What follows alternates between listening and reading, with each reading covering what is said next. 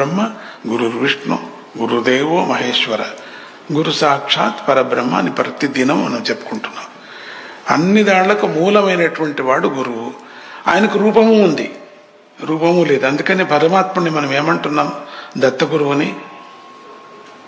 దత్తగురువుకి ఏమని శ్లోకం చెప్తున్నాం? దత్తాత్రేయ హరే కృష్ణ ఉన్మత్త నందదాయక బాల, చెప్పండి, దిగంబర మునే బాల పిశాచ జ్ఞానసాగర. ఇది ఇంత చెప్తే చాలా, అన్నీ ఉన్నాయి దాంట్లో. భగవంతుడి యొక్క తత్వ గుణాలన్నీ దాంట్లో ఉన్నాయి. ఆయనకు గుణాలు దండిగా ఉన్నాయి. ఆయన వేడుకుంటే ఒక గుణం మనకిస్తాడు. ఇప్పుడు విద్యావంతుడి దగ్గర, ప్రొఫెసర్ దగ్గర వేడుకుంటాం, వెళ్ళి నేను పిహెచ్డి చేయాల ఎట్లయినా మీరు గైడ్ చేస్తారు వాళ్ళు. ఆయన దగ్గర ఉండే విద్యను ఇస్తారు ప్రొఫెసర్. ఒక డబ్బులు గలవాడిని దగ్గర వెళ్ళి మనం వేడుకుంటే ఏదో కొంచెం సహాయం చేయవచ్చు, కొంచెమన్నా చేయవచ్చు. అదే జ్ఞానం ఉండిన వాడి దగ్గర, గురువు దగ్గర వేడుకుంటే జ్ఞానాన్ని ఇస్తారు ఆయన. అదే పరమాత్ముడిని వేడుకున్నాం అనుకోండి, పరమాత్ముడికి అన్ని గుణాలు ఉన్నాయి. అన్ని గుణాలతో కలిగినటువంటి అన్ని గుణాలు తానే పెట్టుకున్నాడు. ఎన్నో గుణాలు రాముడికి, అన్ని గుణాలు తానే పెట్టుకున్నాడు. మనకేమిచ్చాడు? కామ కర్మ విద్య త్రిగుణి. మనకు ఆ గుణాలు ఇచ్చాడు. మనకు 3 గుణాలు. ఎటువంటి? కామ కర్మ అవిద్య. 3 గుణాలు మనకి ఇచ్చారు. మనము పరమాత్మని వేడుకుంటున్నాం, ఈ 3 గుణాలు మాకు వద్దయ్యా, కామము కర్మము అవిద్య మాకు ఇచ్చావు, అజ్ఞానం ఇచ్చావు మాకు. ఎందుకంటే మానవులుగా వచ్చాం కాబట్టి మనకి ఈ క్వాలిటీస్ ఇచ్చావు నువ్వు.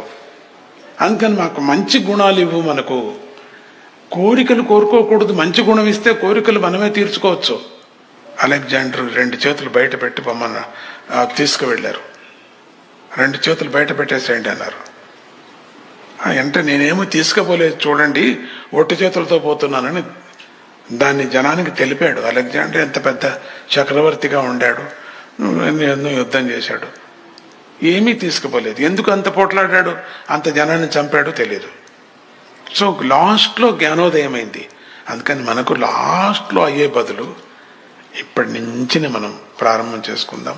అందుకని చిన్నపిల్లలకి మీ ఇండ్లలో భగవద్గీత నేర్పించండి. పిల్లలకి మీరు నేర్చుకోండి, అర్థం తెలుసుకోండి, గురుగీతను చదవండి. అప్పుడు గురు మహిమ తెలుస్తుంది మీకు.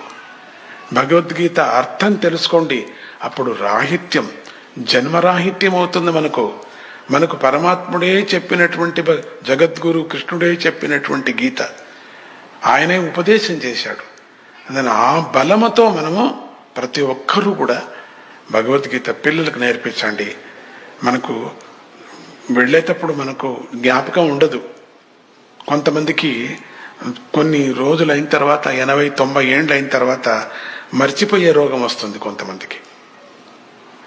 మామూలుగా ఉండేవాళ్ళకి కూడా మర్చిపోతాం. ఇంకేం వెళ్ళేటప్పుడు ఎవరు జ్ఞాపకం రారు, మనకు ఎవ్వరు జ్ఞాపకం రారు. అందుకని పిల్లలకు మంచి పేరు, భగవన్నామాన్ని పెట్టుకోండి. ఊరికి పేరు పెట్టుకోండి, మంచి భగవంతుడి యొక్క నామం చేర్చి పేరు పెట్టుకోండి. మనం పేరు పెట్టుకుని ట్యూబ్లైటు, బస్సు, కారు అని పేరు పెట్టుకుంటే ఏం ప్రయోజనం ఉంది? అదేమి రాదు మనకు.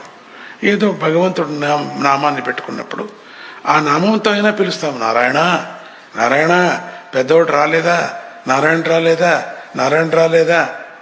అజామిళ్ళులాగా వైకుంఠానికి వెళ్ళాడు.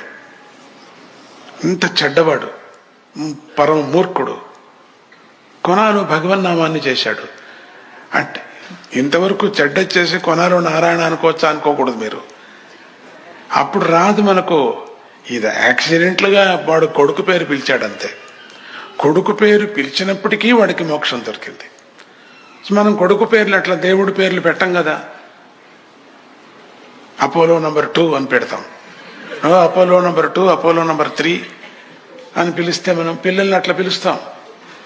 ఆ విధంగా మోడ్రన్ ఏమండి అని పెడతాం.